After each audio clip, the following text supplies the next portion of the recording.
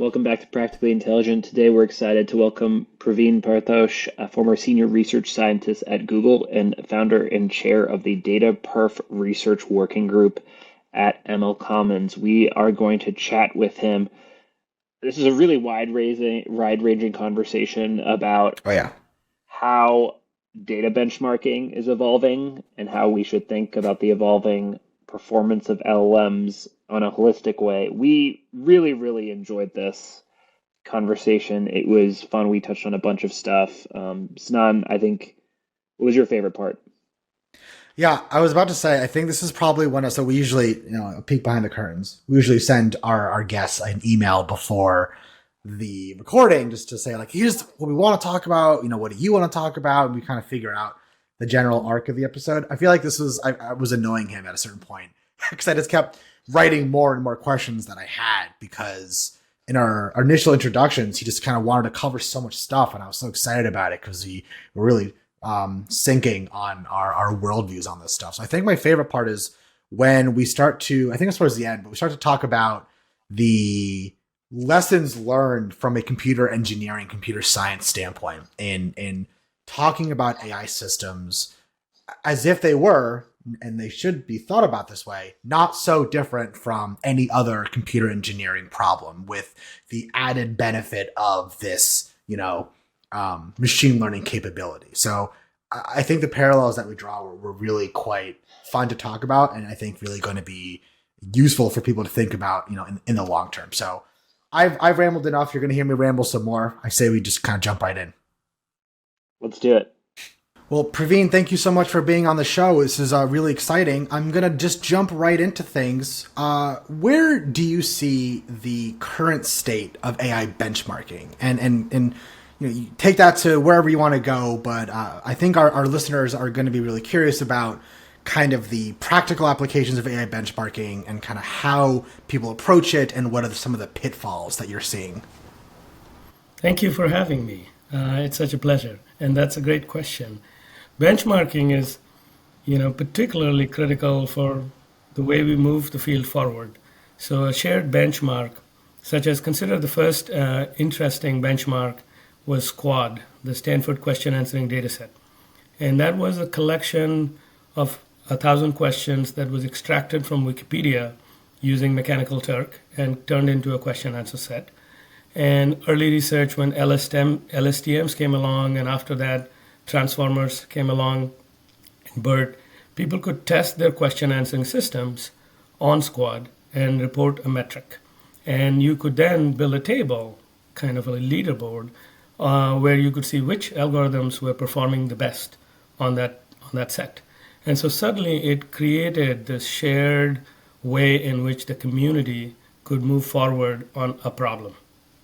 Now, you can think about it as almost like a mechanism for the research community to hill climb, because now the accuracy score on the SQUAD test set is an objective function, is a metric, and you can try to improve that. You can see what methods, what kind of training data, what kinds of architecture give me a higher performance. And likewise in vision, ImageNet was such a important influential data set. So the ImageNet moment, which was when AlexNet achieved high accuracy on a whole bunch of categories, like thousands of categories of objects, which was never done in computer vision before. And that is what led to recognition by the Turing Award of Yoshua Bengio, Jan LeCun, and Jeff Hinton, because that demonstrated something remarkable had happened. And the existence of these shared benchmarks allow the community to move forward. But at the same time, let's look at these examples. We run into some problems. So for the first SQUAD data set did not contain, the way it was constructed, it did not contain questions that couldn't be answered. So for instance, when asked the question, what is Barack Obama's favorite color? The state-of-art algorithms that had cracked the SQUAD benchmark would very confidently say black and cite the Wikipedia article as a reference. Now, the Wikipedia article has no mention of Obama's favorite color at all, but contains a color term repeated many times. And such heuristics worked when it was guaranteed the document contains an answer. But that didn't work when the document didn't contain the answer. So Squad 2.0 was released by the authors realized this problem, and they added a bunch of unanswerable questions. And that led the community to figure out there were two questions. First, determine if the document can answer the question, and then find the answer to the question. So such systems were then able to realize that one cannot answer what is Barack Obama's favorite color. So as you can see, as we change the benchmarks, that changes the hill that the community is climbing, the kind of components and capabilities you would need to build. And so that's the role of benchmarks, the shared measures of progress, like a compass for the research community. But at the same time, those are proxies, right? Like you cannot take the whole universe of question answering and turn it into one particular benchmark. So what we've seen is proliferation of lots and lots of different benchmarks, and typically now published results will contain performance on 10 different benchmarks. And benchmarks themselves these days have become baskets of benchmarks. So Big Bench and Superglue, they contain dozens of other benchmarks. So that's the direction of growth that the community has taken. But even that is not enough, because the systems are getting so powerful that they're able to saturate the benchmark, achieve a human level performance of the benchmark very quickly. So there's a famous analysis by Dowie Keeler, who was at Meta, who built Dynabench and now is running contextual AI, in which he shows this benchmark saturation graph, and what used to take years now takes months. So each benchmark expires pretty quickly. So this is really an interesting point we find ourselves, and the tools that we are throwing at it. So there are some new ideas that people are exploring, like adversarial approaches to probing such systems. But it seems like, the bigger problem here is that we might have outgrown this phase of using, small crowdsourced benchmarks as a way to measure performance. We need to figure out a way to turn this whole research program differentiable, in a sense. That's the agenda, right? Like, as long as we can turn something into a hill that we can climb, then we can use gradient descent and we can move forward incrementally. So I feel like benchmarks give us this shared compass, but each one of these benchmarks that we have out there are limited and are flaws. None of them point to the true north entirely. They just give us hints in that direction. And at this point, we're at a point where we might need to think about some radically new ideas to guide us, because we need more precise compasses. We're matured at that point of building systems and technology. Yeah, no, there's a lot of great points in there, and I think I'll start with the historical context. Well, the modern historical context between talking about AlexNet and ImageNet and the Squad data set, because I remember working with Squad, 1.0 and 2.0, even back, years ago before Transformers, to your point, and working with RNNs and LSTMs, and for even just talking about embeddings and text embeddings, I would always use these kinds of data sets because, to your point, it was a way to not only feel connected to a greater community of this is what the researchers are using, this is what the real data scientists are using in my class, the aspiring data scientists. Like, this is what real data scientists are using. This is the data set that we're going to do. It does really ground students and introductory level engineers. But then to your point, at a certain point, the community, but not only the community, the individual will outgrow that. And after a while you say, well, yes, even recontextualizing the idea of question answering, going from yes, no to yes, no, non-answerable, or I don't know, even beyond then, you can break that down into closed QA, open QA, general QA, trivia QA, which is one I see often. And to your point, even more, I was reading a paper today, totally unrelated to NLP, but to your point, I got to a page where it was just 3/4 of the page was, here's 10 benchmarks on the columns, and here's 15 models on the rows, and then theirs was bolded at the bottom. And I was like, oh my God, this is just so much to parse and look at, and I don't know what the takeaway is. And a lot of the times it almost feels like marketing. And I'll tell you what I mean by that. A lot of the times I feel like I'm looking at this table and they go, well, we bolded our results, but we've put the others here. It's almost like when you Google, how do I, alternatives to Zoom, 20 articles come up saying, hi, we're better than Zoom. Hi, we're better than Zoom. Hi, we're better than Zoom. And the idea is like, well, this is a competitive analysis. If you're looking for the best model, we're going to show you a comparison. And because the person on the other end may not know what they're looking for, it will come down to, well, theirs is bolded and clearly that number is slightly higher. I might as well use theirs. So it becomes almost this way of convincing others to use their open source model, even though it might not be the best metric for the consumer trying to select an approach or a model. So I guess given all that, what kinds of radical transformations do you think are on the horizon or just on the horizon? And like what is your team working on in this space to try to alleviate some of these issues? So I'll take a couple little tangents. One is that Oh, we here at Practically Intelligent are wild fans of tangents, so please tangent away. welcome to Tangent Airways. We might experience a little turbulence. So one thing that first and foremost we haven't done as much is benchmark the data itself. So I've been working at ML Commons and started this working group called DataPerf, and we launched this half a dozen different challenges that just measure the quality of data, not the quality of model. And so that's one approach area that we've been exploring, and you can learn more about it at dataperf.org. And we have an upcoming paper at NeurIPS in New Orleans in December that we'll be presenting about it. It's a very large effort. There's 60 different teams and organizations across academia and corporations. And what we did was we said, all you can do as a participant, think about like these leaderboards that we just talked about, where there is a test set and you're trying to get a position on the leaderboard. But instead, by changing your model, by building a better model. But instead what we did was we froze the model. And we said, all you can do is manipulate the data.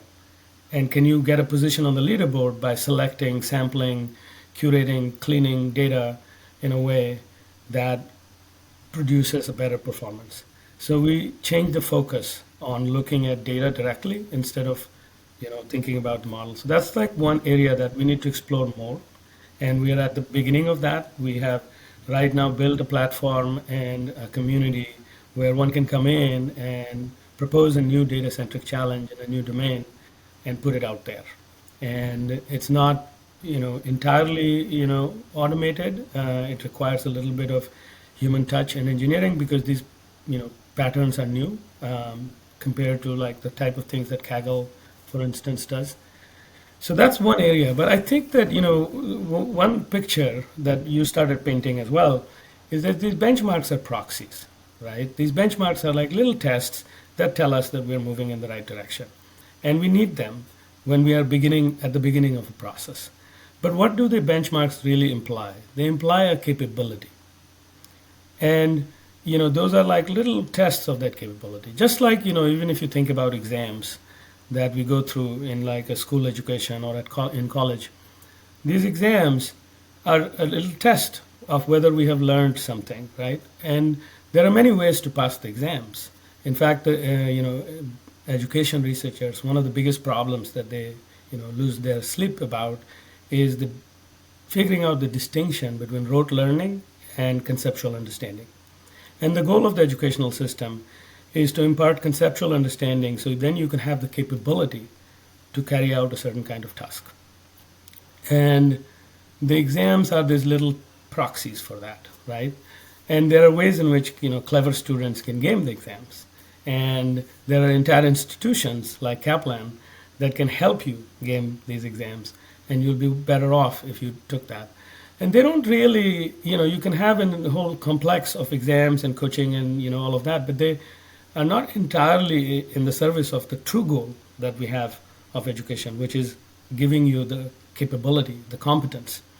And so we should remember that these benchmarks, just like these tests, are just these little indicators, but what we want is competence. I want to give you a system that is competent at doing a certain kind of task, right? Let's consider the calculator, right? If you want to buy a calculator, the expectation is that the addition, multiplication, division, arithmetic that you want to do whatever number of digits the calculator can handle, it'll give you correct answers every time. So that's the competence that you want to expect. Now, how would you test that, right? Like with a test set. Any test set is going to be finite and might not be the best test set for like confirming 100% accuracy on all possible arithmetic questions that the calculator can answer. So in such a case, we have almost a sound proof of why the calculator is correct. So the way the systems and the circuits are designed is it's a proof of that competence. So that's another way to say that you have competence, right? You could have, you passed a multiple choice test, you passed an interview, you submitted a proof. So these are all these different mechanisms. So all we want to say is, eventually you want to deploy it in some real world circumstance and it be able to, demonstrate the competence that it claimed that it has. And so, for instance, I was at Google for 13 years and witnessed the launch of some of these, transformers and the BERT architectures. These were built in-house. And the search, ranking team, search engineering team, they were very careful in evaluating and just testing these systems, even though when they just did a first, comparison on the baseline metrics, it performed as well as the existing system. But they were not convinced. They were worried and they poked and they tested the system and they found other weaknesses that the metric, basically they realized that the metric doesn't entirely capture. Once we deploy it to billions of queries every day, all sorts of things will happen that we are actually liable for. And so they were cautious and they spent I think upwards of 2 years in just testing the system before deploying it. So that is the difference between, benchmark, and metrics and the competence. And at some situations when you are, liable or stakes are high, then it's the competence that you want to care about. At the end of the day, if you're working in healthcare, then you want FDA approval to demonstrate the competence. And so I think that we should move more towards thinking about other approaches to claim competence. So right now, for instance, there are papers that are published about, neural networks, language models, abilities to do arithmetic, to continue with this calculator example. And most notably, ChatGPT, GPT 3.5 was, maybe something like 70-80% accurate. It was actually reasonably accurate, and it's very impressive, right? Like it wasn't designed to do that. And then the GPT-4 was actually 4% accurate. So for some reason, the changes and improvements that made actually hurt its arithmetic capability. And then some folks out of China built a gigantic neural network just focused on doing arithmetic, and they got to almost 100% accuracy. And so, I think that at some point, we might just want proof. Like if you're doing, logic and reasoning and arithmetic, in these worlds, there are actual proofs of competence. You don't need to be empirical about it. If I give you a theorem with a proof, then you have absolute certainty that it is correct. So there are other mechanisms that are less empirical that come with more sound guarantees. So we might want to think about, approaches like that as we expand towards thinking about capabilities, not just performance on a leaderboard. Got it. I think one thing that you and Sanan are alluding to is that engineers want to see how a specific model performs on their specific metric, on their specific task. So when you talk about competence, each engineer may actually define it quite differently. I think folks that, just a very practical question, folks want to know what's competent on their specific data and their specific modeling, but that's very varied and hard, right? So data freshness is more apparent for certain use cases than if you're looking to fine-tune data. If you're looking on specific problems, robustness of your data set, you might be working for actually very different data sets to augment your use case than another. And so I almost want to take, I'm a data scientist or an ML engineer. I'm looking at these specific high-level metrics that I'm used to, and for the last decade, you've been trained to look at precision recalls. So in this new Wild West, Praveen, what is the advice? How do you even decompose such a varied problem, right? We need to move in this new direction that's more intelligent, beyond looking at this bolded metric. But what is your advice to a data scientist that is looking to even understand And people know the problem is more varied, but we still resort to just looking at these sort of high level metrics. So how do we decompose that problem if we're a data scientist? How do we compose a new framework for thinking through data? If we're just a random data engineer working on on a specific problem, try to augment our data, how do we approach this? Right. So where we are, I would say that, what you're asking amounts in data science terms amounts to asking, what is the precision and recall of my test set itself, right? Because I'm using a test set to estimate the precision and recall of some model, some system. Like the squad is being used as a test set to evaluate the precision and recall of some question answering systems. But then you can also ask the meta question, which is also a data science question: what is the precision and recall of this test set itself? Now, as we see, like if you look at Squad 2.0, given that it was missing unanswerable questions. So that's an example of question that is not in the recall, right? Like, so it has low recall because it's missing a class of questions. And then there is other class of questions. Since Squad was studied in great depth, questions about causality, questions that were, for instance, about non-factual things, because the data set was constructed entirely on Wikipedia.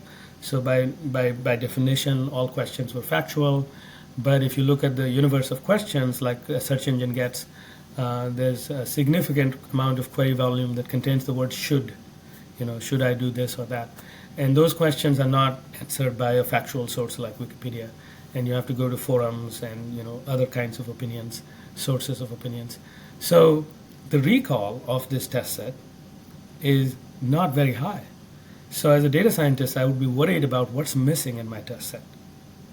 That because I'm making a claim about a competence, and if I say that this system can answer questions, I didn't say there was a footnote, but not non-factual ones, but not the ones that are unanswerable, but not the ones like, if I am making that claim, I'm between the leap between what the test set captures and what the phenomena or the competence I'm claiming, I should be very cognizant of that.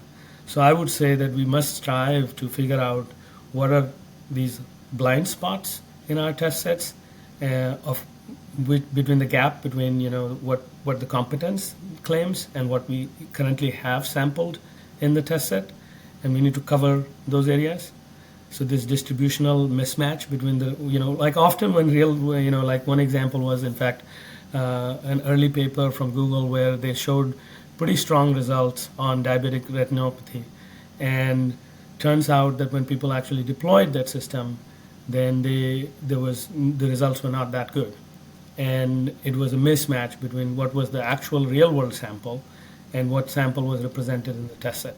So I think if we rely on the methodology of test sets and benchmarks, then the test sets themselves are not like ground truth and a representative sample. So test sets contain errors. Like there was a study done by Curtis Northcutt, who is currently running Clean Lab, and he looked at 10 different most cited data sets, including ImageNet, and he found that there were anywhere from 3 to 10% errors in these test sets. And when he tried to fix those errors, then the performance changed so that ResNet 18 was doing better than ResNet 50, which is a much more expensive model. So that begs the question. So that's like a precision error, right? And what we previously talked about Squad was like recall errors. So we should strive to measure quality of test sets and improve the quality of those test sets. And we are beginning to figure out in the work done with ML Commons some of these mechanisms of attacking, like these adversarial approaches.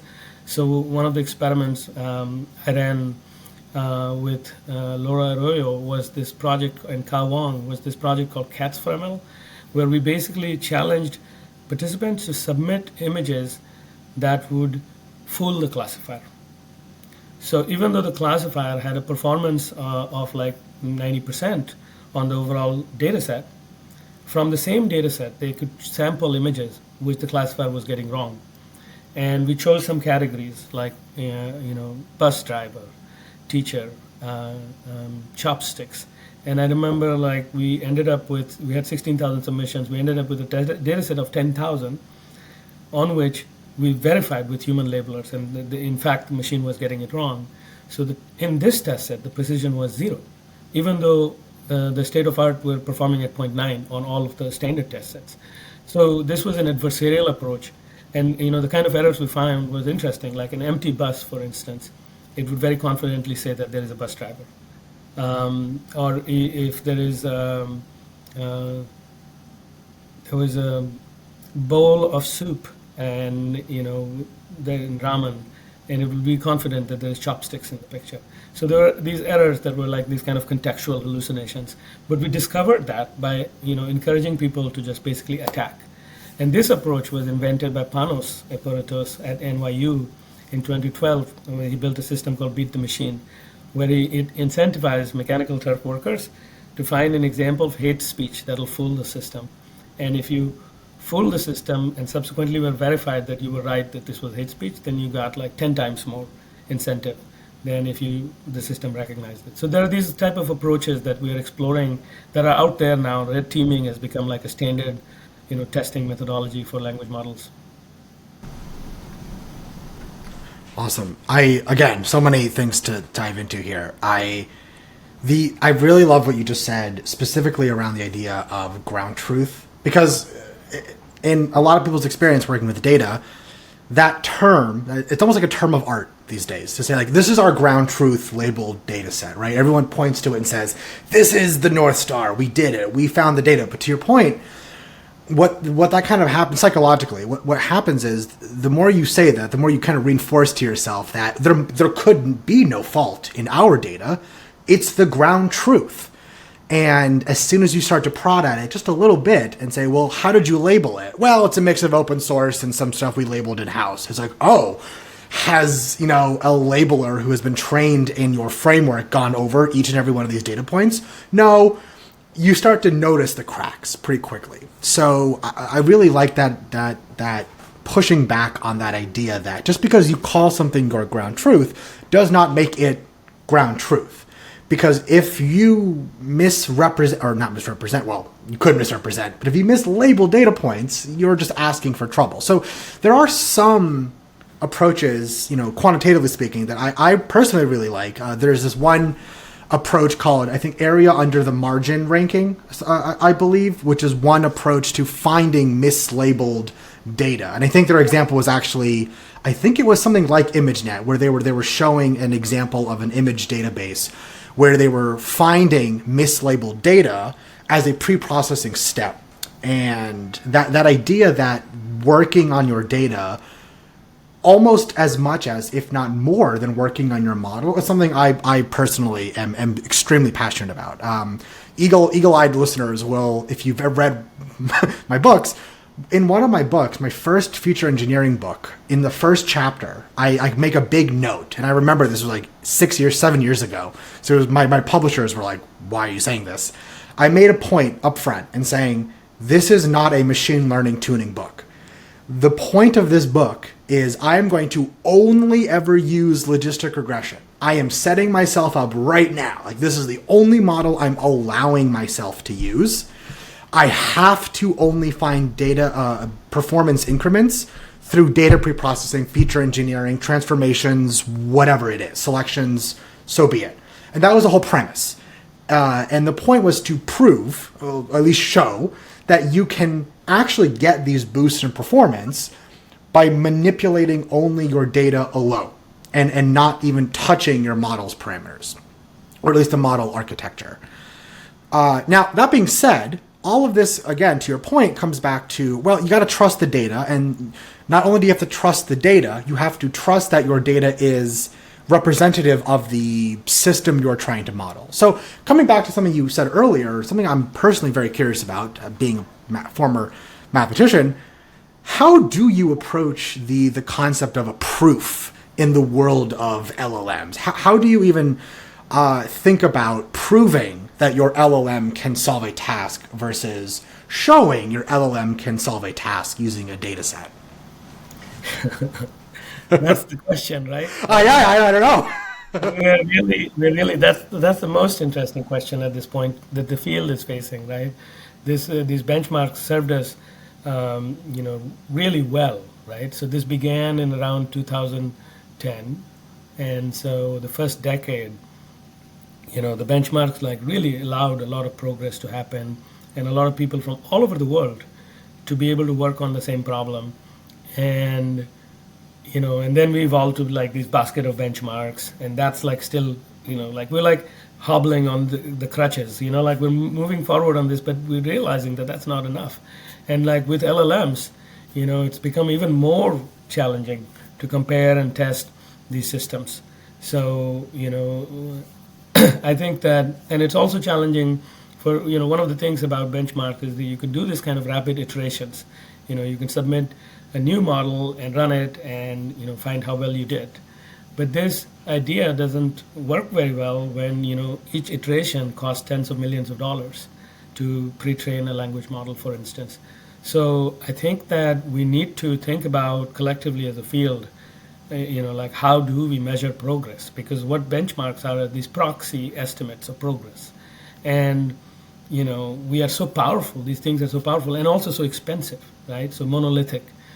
And so I feel at this point in time that, we might just need to recognize that this monolithic approach is not sufficient.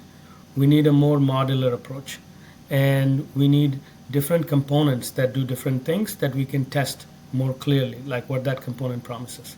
So, for instance, one of the most successful, maybe the first killer app of language models has been application to internal enterprise, information access. I would say, like, in some sense, for instance, using vector databases and using retrieval augmented generation to index your private documents, your corporate documents, and then make them accessible to you for in form of question answering or chat or some other form of interface. Now, that is, that is like, I think there's probably at least a dozen companies that I can think of that have like well-funded, resources that are going after this problem in the last, 6 months. But it's really interesting to trace how it happened. So the first demonstration in 2015 was of Word2Vec, which did the magical thing that was king plus man minus woman equals queen. So it represented words as vectors and was able to show that these vectors contained enough semantics that you could do this kind of arithmetic that made common sense. And by 2017, people had built vector databases. Because once it was clear that these embeddings contain semantic information, that allowed people to do that, both inside Google and outside Google. However, the peak interest in this technology began like towards the end of last year, early this year, after generative AI, the storm was kicked off by ChatGPT. So it's really interesting and how that is being used. Like most of the magic in the system, these RAG systems, are actually indexing your documents into vectors and bringing them back to you, retrieval augmented generation, and then using the thin layer of language model to craft, the response for you. So what is happening is the LLM is acting one as a component in this overall system. It's not the only thing that's doing the question answering, unlike the idea of just going to ChatGPT and getting, your job done by prompting it or fine tuning it. It's actually an entire modular system that contains index of your documents. That's one thing. The other thing is the LLM is not at the center. It's almost a Copernican flip. The LLM is acting as an interface, and a lot of the magic is happening with these embeddings and in the vector database and in the retrieval process. So I feel that this is just an example of how things are going to look like as we move forward. As we move forward, we'll have many of these different components that solve different problems, and we hook them up. And now we're not testing the monolithic LLM, but we're testing how well, for instance, what is the precision of documents that this RAG system retrieves when I make a query. That can be independently evaluated just like search engines were back in the day. And the third thing that this case study shows is it's also how, LLMs are unlocking power of technologies that were around. So this technology for doing embeddings and retrieval using vector database was around since 2017, but this is what made it happen. So I feel like maybe that's the shape of things to come, and many, many more new components can be added for precisely the type of things that LLMs are struggling at this point.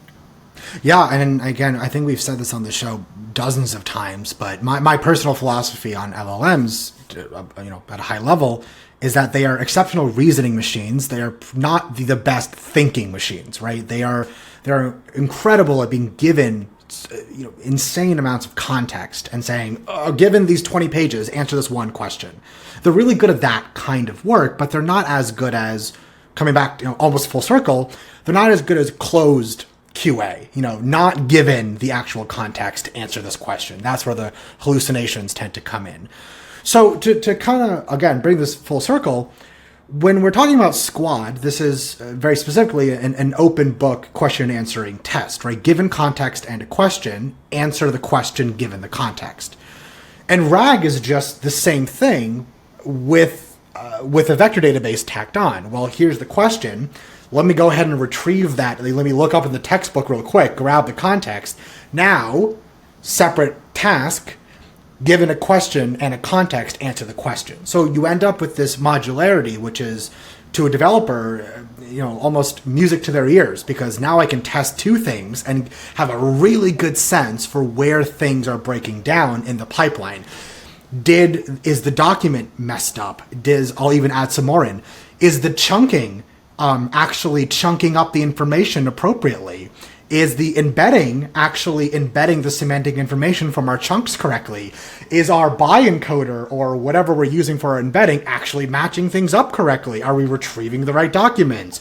Is the question and answering system actually answering questions given the right content? So you have this chain of tasks that all end up with someone asks a question and they get an answer back.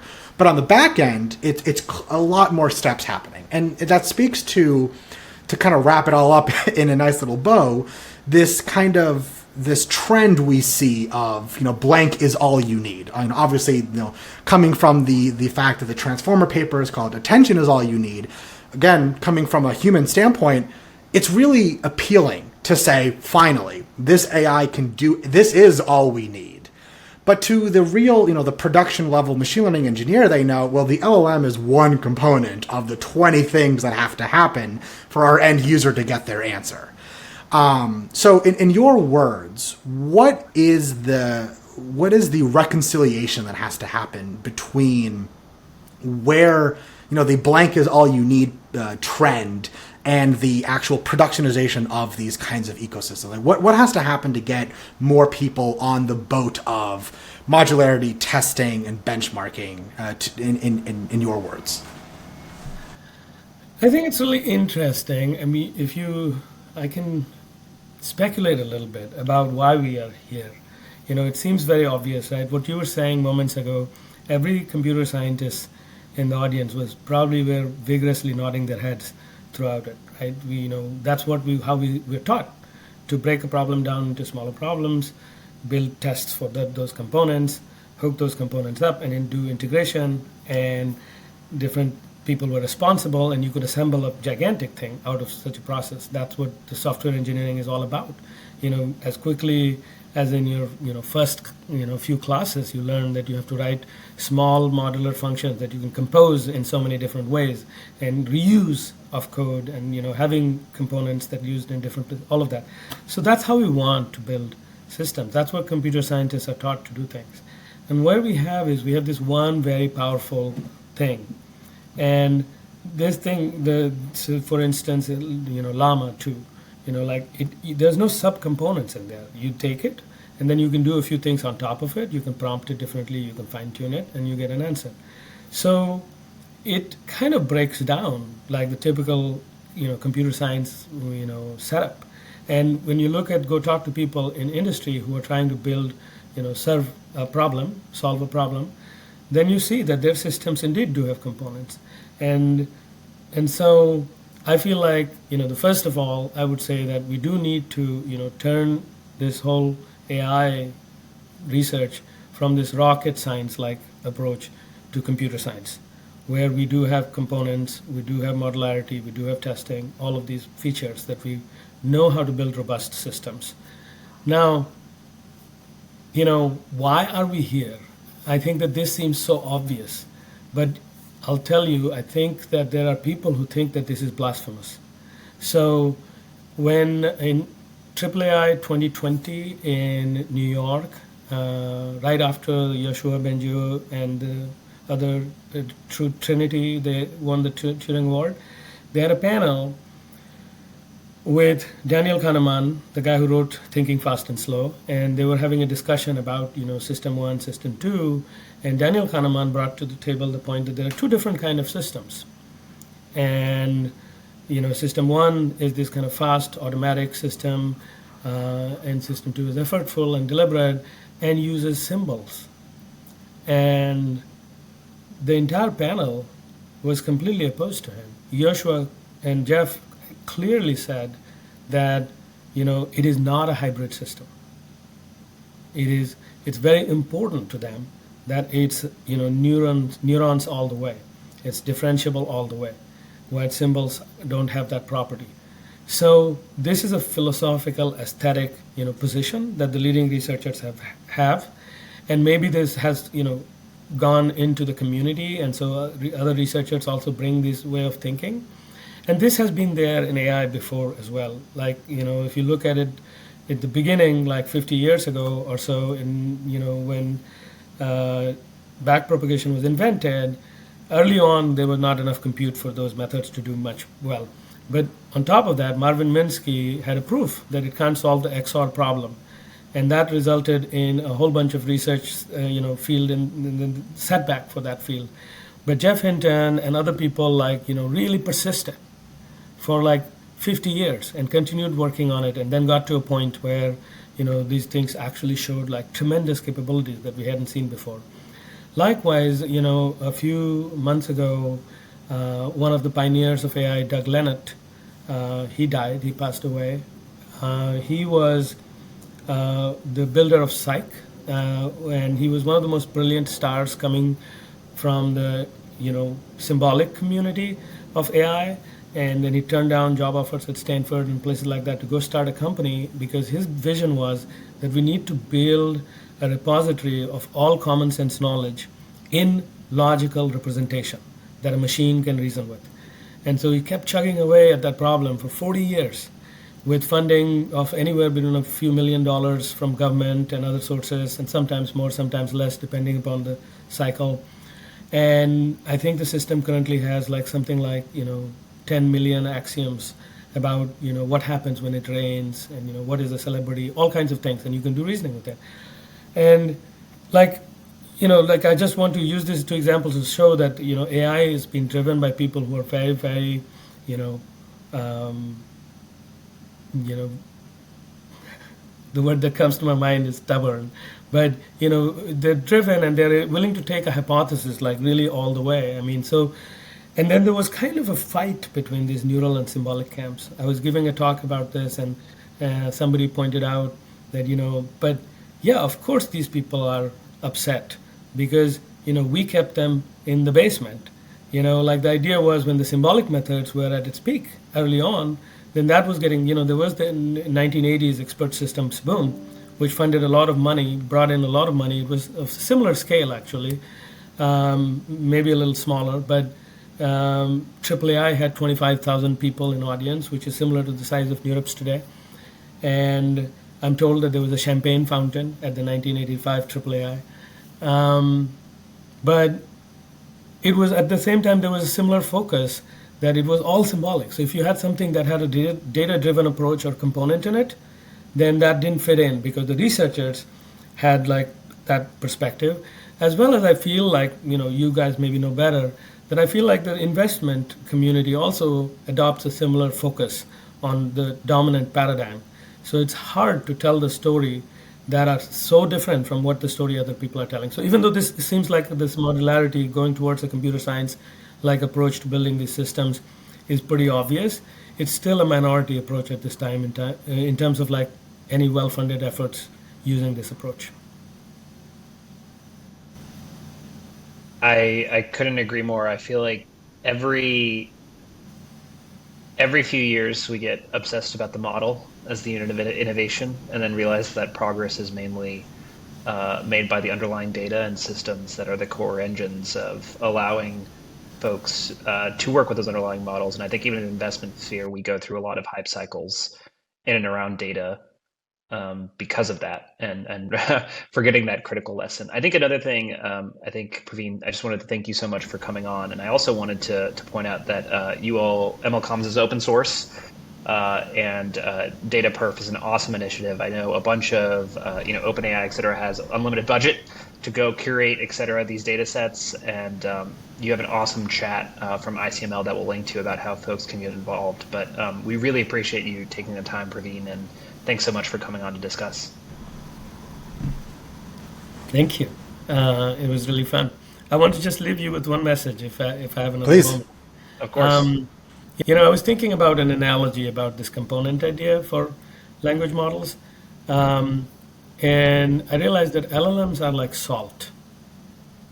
Salt is very important. It's a key ingredient. Like human civilization has grown around places where salt existed, and it was very important for us. It's important for our body to maintain homeostasis. It makes food, tasty. And if you look at the history of salt, like the actual places in the world, like Salzburg in Austria, Salzwedel in Germany, there's the same root, sol, for salt. And they were created around the wealth that was created by salt. And as the word salary is from the same root, sol. And at some point in time, it was currency. And so salt is very valuable. But at the same time, I can buy a kilo of salt for $1. Right? Salt is not where the money is being made, even though it's so important and so critical. And so to me, I feel like LLMs are that useful. What they are is the role as a component, the role as an interface, the role as enabling us to talk to things instead of using structured, complex query mechanisms. That is the salt. Like I imagine a world in which they will be part of every system that'll make it a little fluent, a little more available to us, in terms of natural language, which is the human API, which is our interface. But it is not the product. It has got to be put together with potatoes, with fish. We need to figure that out. And that's where the really interesting stuff will happen. And that is what I call the system 2 hypothesis. The system 2 salt hypothesis. So you heard it here first. And also, if you spill an LLM on the table, don't forget to pick some up and throw it over your shoulder for good luck. I'm kidding, but that was excellent analogy, Praveen. Thank you so much for being on. You make a lot of these, frankly, really difficult concepts digestible, and I think that anyone who listens to this is going to walk away just all over the place on like what they can be doing better about not just their models, but their data and their infrastructure. So, Praveen, thank you so much for being on the show again. And we look forward to seeing you again, hopefully. Thank you.